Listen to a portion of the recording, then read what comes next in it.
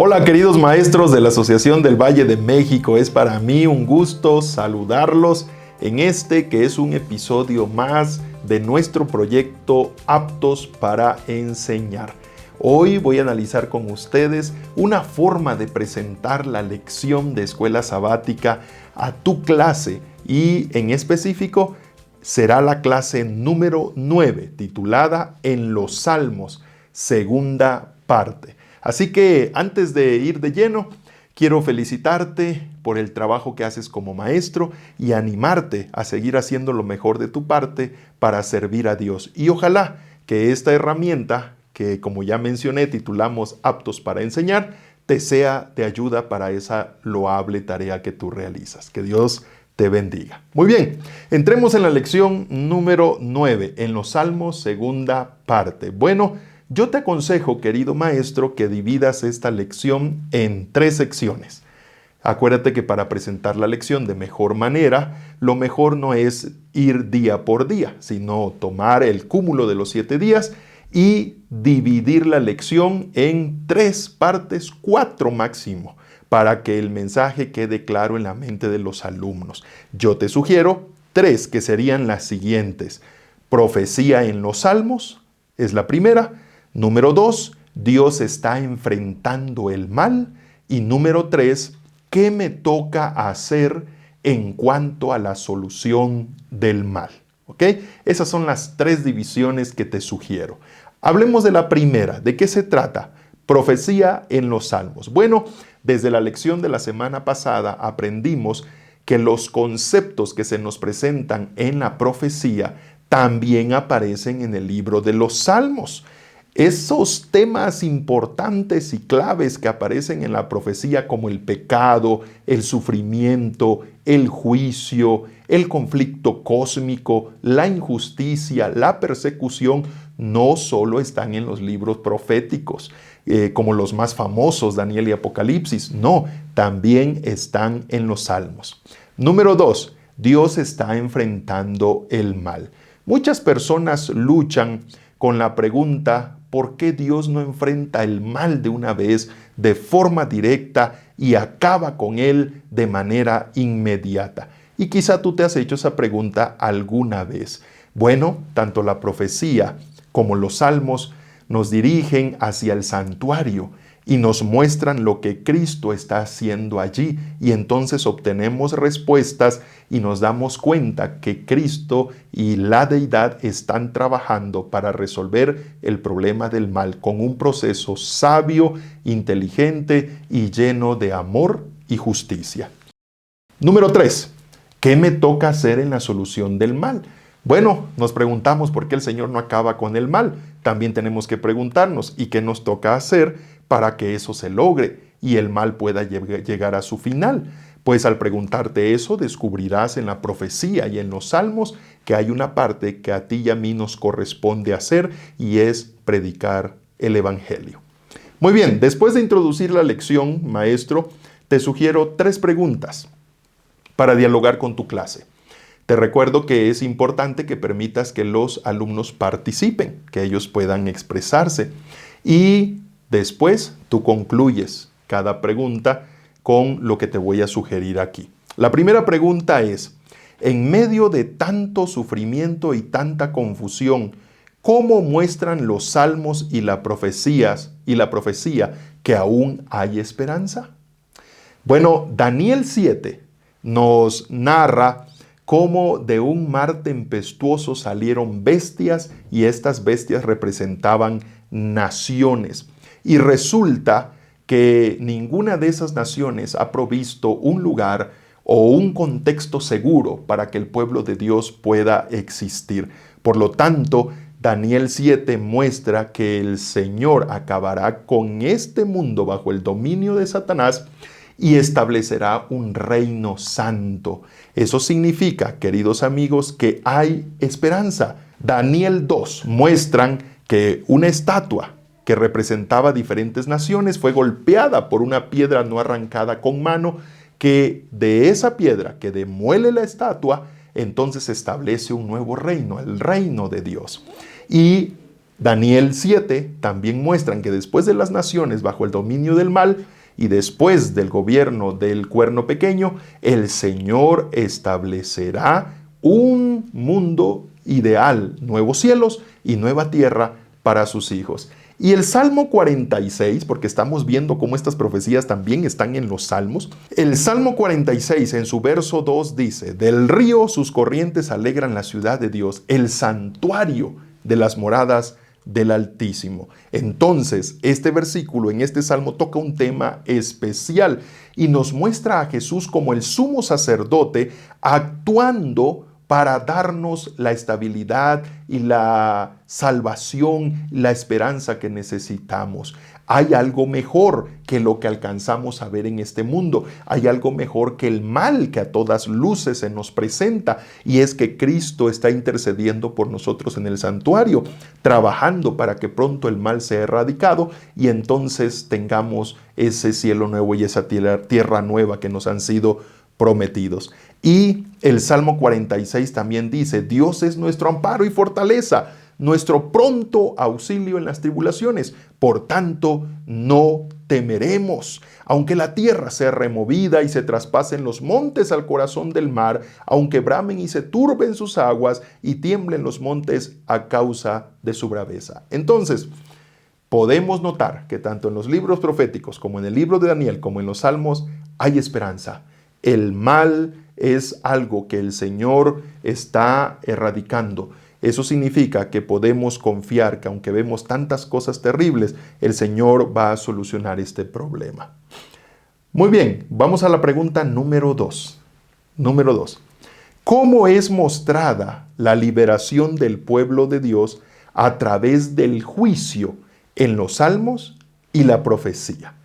Muy bien. Pues el tema del juicio es mostrado en muchas partes de la profecía. Me refiero a los libros proféticos. Es mostrado en el libro de Daniel y es mostrado en el libro de Apocalipsis, en más de una porción de esos libros. Por ejemplo, Apocalipsis 14, 9 al 12 habla del juicio en su parte ejecutiva. Habla del juicio en cuanto a cómo Dios erradicará el mal y las personas que no se apartaron del mal y que no se sometieron a Cristo Jesús van a terminar sufriendo y van a terminar enfrentando el vino de la ira de Dios. Pero también esto aparece en los salmos. Por ejemplo, en el Salmo 47 dice: pueblos todos, abatid las manos, aclamad a Dios con voz de júbilo, porque Jehová es el Altísimo, es temible, Rey grande sobre la tierra. Y mira lo que sigue: Él someterá a los pueblos debajo de nosotros y a las naciones debajo de nuestros pies. Dios está haciendo justicia desde el santuario. Someterá a los pueblos debajo de sus pies. Expresión de juicio y de justicia. Así que, querido amigo, esto muestra tanto en los libros proféticos, Apocalipsis y Daniel, y en los Salmos, que a largo plazo el futuro es brillante, porque el Señor está llevando a cabo una obra de juicio para poder eliminar el mal.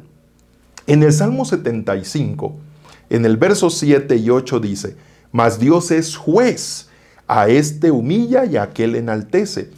Porque el cáliz está en la mano de Jehová y el vino está fermentado, lleno de mistura, y él derrama del mismo. Hasta el fondo lo apurarán y lo beberán todos los impíos de la tierra.